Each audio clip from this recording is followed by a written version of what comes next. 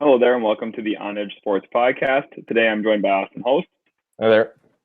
and today we'll be discussing the 2019 NFL Draft, especially the first round, with some regards to later picks as well.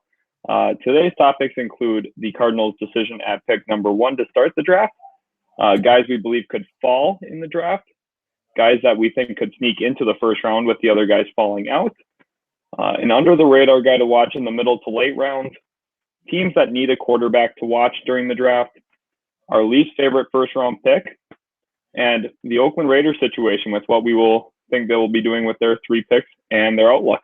All right. To get us started here, Austin, give us what you're thinking here for the Cardinals at 1. Yeah, so it's been a whirlwind for the Cardinals ever since Cliff Kingsbury decided to step away from the USC offensive coordinator role to accept the role of the head coach of the Arizona Cardinals. And ever since then, it's been all about Kyler Murray, considering that Cliff Kingsbury wanted him so bad at Texas Tech, he recruited him to Texas Tech.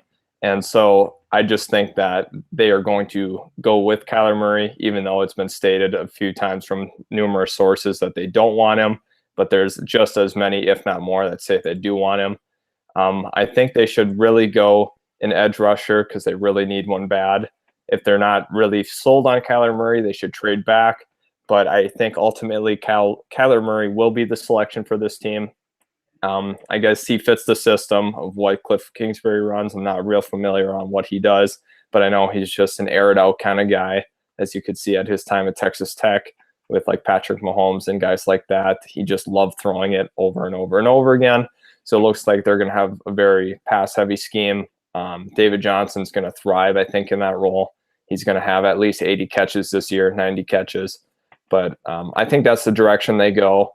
But honestly, it all comes down to the organizational belief of Josh Rosen. If they think he is that franchise quarterback still, who knows? There's been a lot of smoke screens, but ultimately, Kyler Murray will be the pick. Yeah, I'm with you there, Austin. I don't see any way that the Arizona Cardinals actually do not go Kyler Murray here. Going into the process, I thought an edge rusher was the need, especially since they had traded up to take Rosen last year. I thought there would be no way they would consider another quarterback in back-to-back years. But I do think now that there is no way they go without Kyler Murray, especially with the way social media is driven today and the media surrounding the NFL.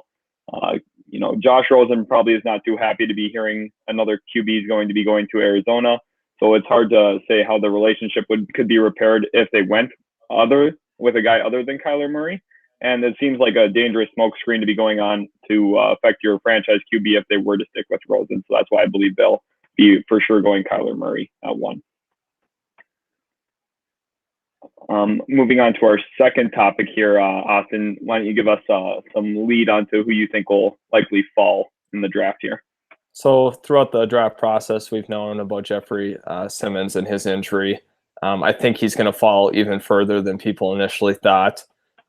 Some thought that he was going to be in the late teens to the early 20s, but now it's looking like he might be a second-round pick just because, teams love to have guys that can play right away. Who knows with his injury, what's his health status? We've seen in the past guys like Miles Jack, who are projected top 5 guys, can slide into the early second round. Same with Jalen Smith for Dallas. I think he's a guy that's a top 10 talent, but he's going to get pushed back due to his injury. Another one became a recent development from Rashawn Gary's camp with the torn shoulder labrum, or the labrum injury, I should say. I think that's going to push him out of the top 10 likely. Some people are saying he could go as high as 20 and as low as like the mid-second round. So who knows what team's willing to take a chance on a guy that's a top 10 talent, arguably a top 3 overall talent considering of how much of a physical specimen he is. Just the production was not there at college. A lot of people thought it was because he was doubled so much, because he was just that much of a threat on the D-line. But I think this guy should not go any later than the mid-20s, because he's just that much of an athletic freak of nature. Yeah, I agree with you there. It's definitely very interesting to notice how much value a team could get due to an injury like this. Like a guy who's slotted top 10 ends up falling to their laps. Are an already good team most likely if they're picking between 20 and 32. So it's quite interesting there. I think a guy to watch would be Ed Oliver, not necessarily due to injury like your two examples here, but especially just due to the teams that need quarterbacks. I'm hearing a lot about trading up from teams like Miami or Cincinnati or possibly the Giants if they wanted to move up 17, or any of the teams like that want to move up. Redskins have been loud in that category. So I could see Ed Oliver falling, as teams who, would take him higher would end up moving back so a team could come up and take a quarterback, leading to his presence later in the draft, probably mid between 10 and 20 there, somewhere in there is where I think he would fall to around, as an explosive pass rusher. I think he's a high value pick if he ends up falling out of the top 15. I do think he's the top probably 7 or 8 player in this draft, no question. So I think he's going to be a very valuable pick for a team going on. Now moving on to after some guys who fall, who do you think would end up sliding up into the first round in this instance? I think that a guy like Rock Ya-Sin has been gaining a lot of momentum through the draft process. Early on, it was deemed that he was going to be probably your 3rd or 4th rounder, but he has shot up draft boards. His Senior Bowl, he was fantastic, and scouts are just raving about this guy. He's a very nice corner. He could be taken as high as, cornerback number 2 or 3 behind Greedy Williams and maybe DeAndre Baker. But he's a guy that Matt Miller's and he's in love with him, and a lot of the other scouts are too. And I think it's very, very likely he slides or sneaks up to the 28 to 32 range. Also, another guy who's been getting a lot of momentum lately is Darnell Savage Jr. out of Maryland, who he's an absolute stud at safety. Some inconsistent play is what kind of held him back, but throughout the draft process, once again, every year, the athletic freaks and the guys that can wow you with what they can do in their tests. They always find their way into the first round. That holds true every single year. And he's going to be another product of that. If he goes in the first round, even top of the second round, you can say the same thing. Yeah, definitely, for sure. The combine seems to help those who don't have as productive of college careers, but are elite athletes for sure. Similarly, I chose Nasir Adderley to be a guy who would sneak into the first round here at safety as well from Delaware. I could definitely see if Taylor Rapp goes. I think Taylor Rapp's going to be the number 1 safety in this class, but I see if he goes and the team wants a safety, I could really see them going on Adderley here between picks 26 and 32, similar to what you were saying there about the kid out of Maryland. And similarly, very, very versatile player in the secondary, had some time at cornerback and at safety for Delaware. Not a lot of national exposure coming out of high school and then most of his time through college, but that kind of shows how athletic he is and how much national attention he started to get here coming closer to the NFL draft, which is tomorrow. All right, now moving on to some under the radar guys that you'd like, Austin, here in the middle to late rounds. Yeah, so I picked actually 2 receivers for this. I have Riley Ridley out of Georgia. He's an explosive receiver. He has a good catch radius. He's a physical blocker. He's a great route runner. He's really good at going up and getting the football in traffic. There's a little bit of issue with how he comes out of his breaks sometimes, kind of lazy when he comes out of his breaks. But I think he's a very underrated prospect.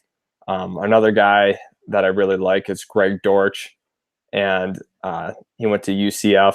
He was an explosive playmaker. He's 5'8", but the thing about him is you give him the ball, he can go. He's a gadget guy. A lot of teams are looking for guys like that, obviously, and he'd be a great fit on a team like Chicago that likes to run a lot of motion. That's kind of the new vibe in the NFL. We're all trying to replicate Kansas City and some of the things that the LA Rams do as well. So I think he's a guy that in the draft, people are going to try to target in the mid rounds just to get a gadget guy that's pretty explosive after the catch. And also he's just very shifty. So I could see him being a target of like the Bears, like I said earlier. Definitely, I could see that as well. This new style of Sean McVay type offense is definitely helping these gadget guys later in the draft, actually going from, just a fun player to someone that, you could look to actually add to your offense to really bolster what you've got going on. My guy to watch in the later rounds is Bryce Love out of Stanford. Down year last year, the year before he was projected possibly a first round pick. probably second round pick, but now this year he's slotted between fourth and sixth round in most mocks. And you look back at his 2017 season, and he had over 2,100 rushing yards for Stanford to go along with 19 touchdowns and an 8.1 average per carry, which is remarkable. That you look at that production and you think he's probably the best rusher in college football. His senior season was not nearly as productive, and that really hurt him in the long run. But for a career, he averages 6.8 yards per carry, very productive. Not much of a pass catcher, but I do believe he does have pass catching value in the NFL yet, despite not doing a lot of it in the NFL. And I do think that he could be a guy to watch for a team who needs a running back, a depth back, third down back, someone, just a change of pace guy for a team. So. Right. And the thing about Bryce Love is, considering he was a Heisman candidate, I mean, he was fantastic in his junior season, and he should have obviously came out after that. He chose to stay in college and try to up his draft stock, but he hurt it tremendously. Also, a correction on Greg Dortch. I did not mean UCF. He went to Wake Forest. So that's a correction I have to make here. All right. Good clear up there. And now we're looking at the teams who need QBs here, Austin. Let us know what you're thinking here, what you could see happening on draft night, and things to watch. Yeah, so there's 6 teams that have a glaring need, apparently, for a quarterback. I have the Bengals, Cardinals, Giants, Redskins, Broncos, Dolphins. Team that absolutely needs a quarterback in the worst way is the Washington Redskins. As we all know, Alex Smith's injury was horrific, and currently Colt McCoy has been injured, and they also have Case Keenum. So I think they need a guy because Case Keenum's not a long-term answer. The other teams have Band-Aids, if you will. For right now, Cardinals would be fine with Josh Rosen, but they obviously want to move on. Andy Dalton serviceable. A lot of these teams have middle of the road to bad quarterbacks, and I think that the Redskins could trade up because they're going to need to go get a guy like Dwayne Haskins.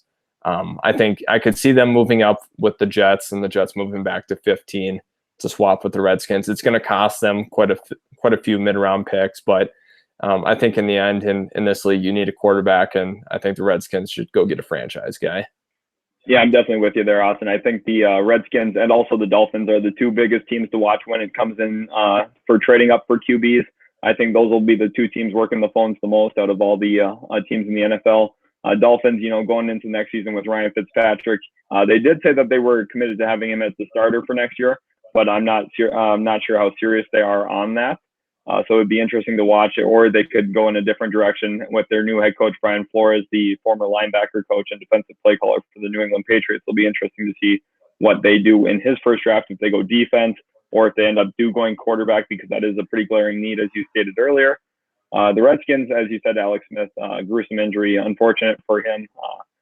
But they have to make a decision over there at QB, and I'm not sure if sitting at 15 would look pretty for them, depending on how the board plays out. They're in a hard spot, in a hard position to stay pat there. You don't want to end up stuck with a Will Grier, where you're reaching there at 15 for Will Grier because 4 quarterbacks happen to go before you because other teams are more active in moving up. I do think the least likely team of the 6 that we named would be the Denver Broncos, just because I think they have less pressure on them to draft a QB after the Joe Flacco trade, but I do believe that they still really need one. So they'll also be an interesting player to watch here in this draft for what they do with their pick, if they move up, move down, and where they're kind of looking. Now on to what you think, a projected first-round guy that you think would not be a great pick, or what you would say is your least favorite first-rounder to go. Yeah, so during this time in the draft process, everybody gets so excited about quarterbacks, and we start to push up guys that should be second or third round guys up to the first round just because of the quarterback position. And my guy is Daniel Jones of Duke. I was never real impressed with his tape. I think he's a very overrated prospect.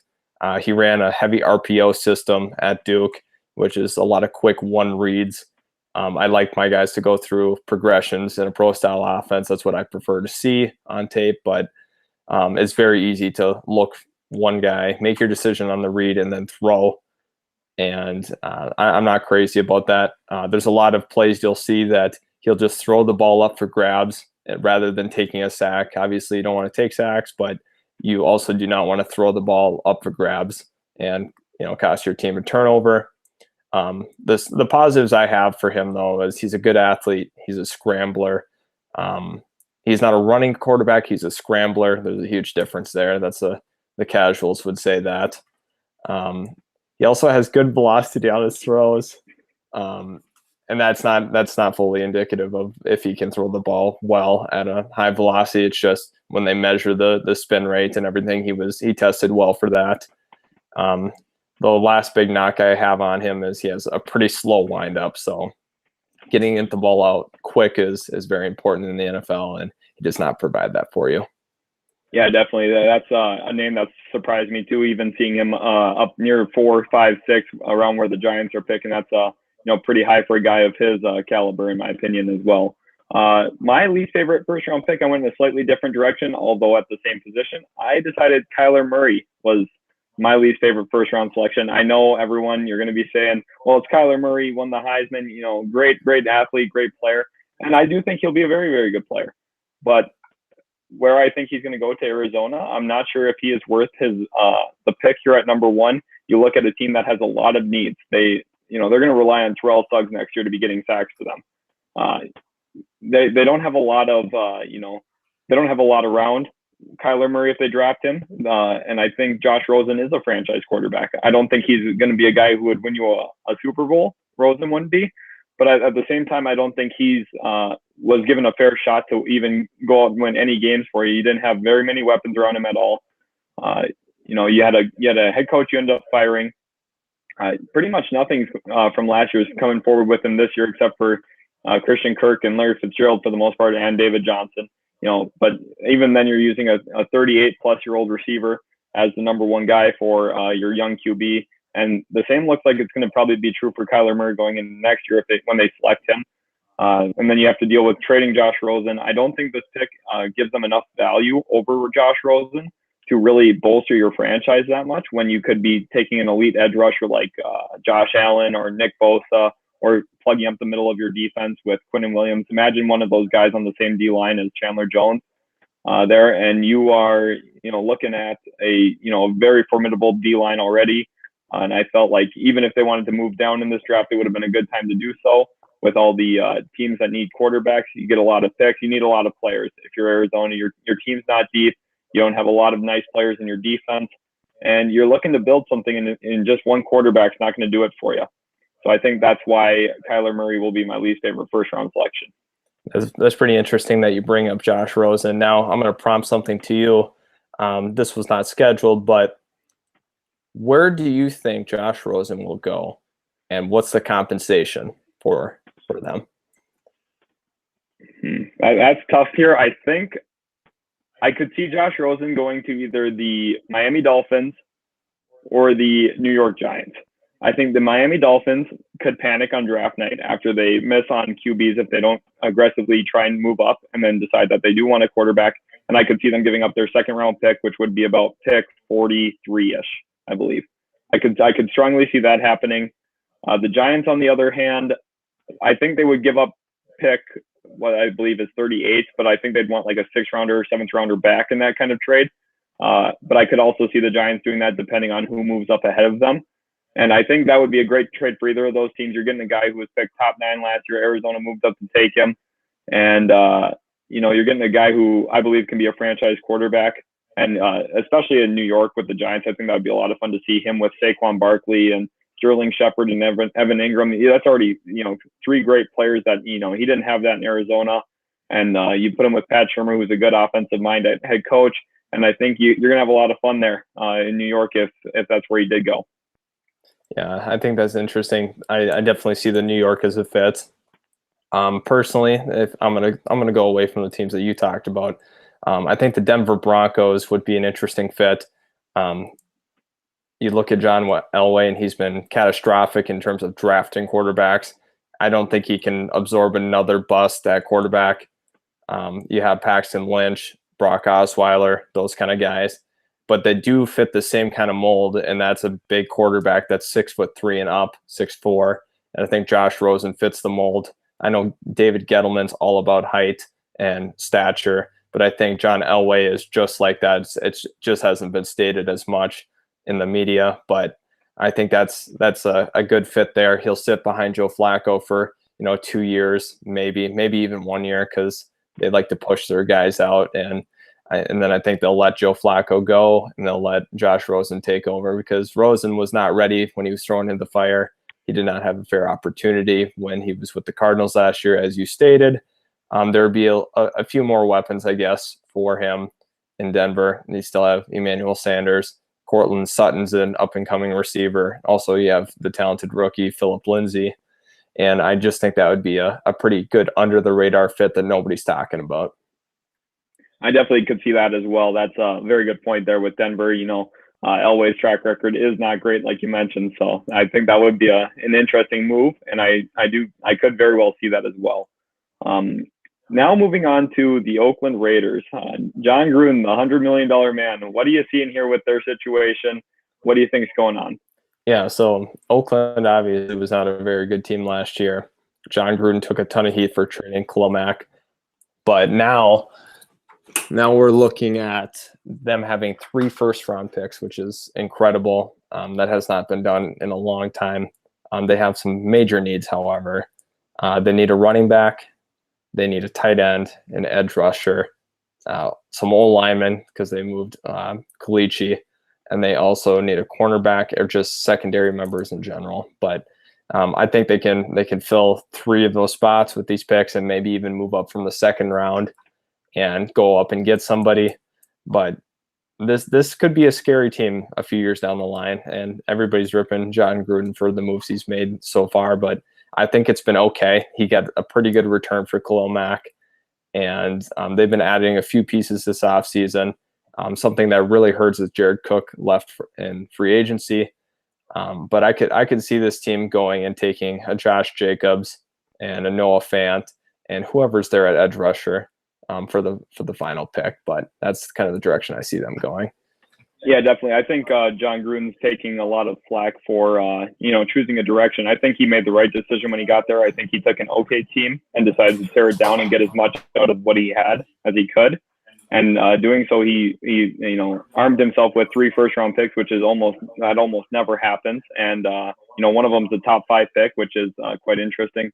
I think the biggest need, as you were touching on, is pass rushing. This past season, 2018, they ended up winning 4 games. I'm not sure how, because they only had 13 sacks as a whole team. That is remarkably bad. 11 players individually had at least 13 sacks as an individual player in 2018, which is quite miserable when you consider that guys like Danielle Hunter had more sacks than the whole Oakland Raiders throughout a 16-game season. The addition of a Danielle Hunter type edge would double their sack production theoretically and hypothetically. But that's the biggest need for them. They need, like you said, they need help all over the place, and I think they primed themselves to do that. They have 4 top 37 picks. That's where you want to be if you're a team that's rebuilding. You want to have as many top picks as you can, and that's what John Gruden went and did. He went and got that, and I think that they could really shore up some holes that they have on their team. And like you said, 2-3 years, I think this could be a very, very dangerous team, depending on how they draft this year. Yeah, definitely. And they, like I was stating earlier, that they could move back up and get a 4th first-round pick with that 5th-year option. Another way they can go is they can move their later picks down if they want to just fill out the team in general, pick up a few, seconds, thirds, fourths, fifths. And I think that'd be great for team depth because they need everything that they can get right now. Something that we have to keep watch of is Derek Carr, and if he'll stay put. It depends on everything that happens in the draft. Josh Rosen, because there's 6 teams that need a quarterback or looking quarterback, and somebody's going to miss out and somebody's going to panic, like you said. And I think Miami might be that team because they're going to think that they're primed to get a Daniel Jones. So I think that's just the best way to look at it is if they want to trade him or they might end up cutting him. I don't know how John Gruden feels about him. Yeah, definitely. It comes down to Gruden, and it's hard when he holds the hammer that tight, but you have to trust what he's doing there, and I think it's an interesting situation to keep our eyes on. That'll be it for the OnEdge Sports podcast about the 2019 NFL Draft. Very looking forward to it a lot. To tune into it tomorrow night and the following days after for the rounds 2, 3, and then 4 through 7. Thank you guys for watching if you got to this point, and leave a like on the video if you would. All right, thank you guys.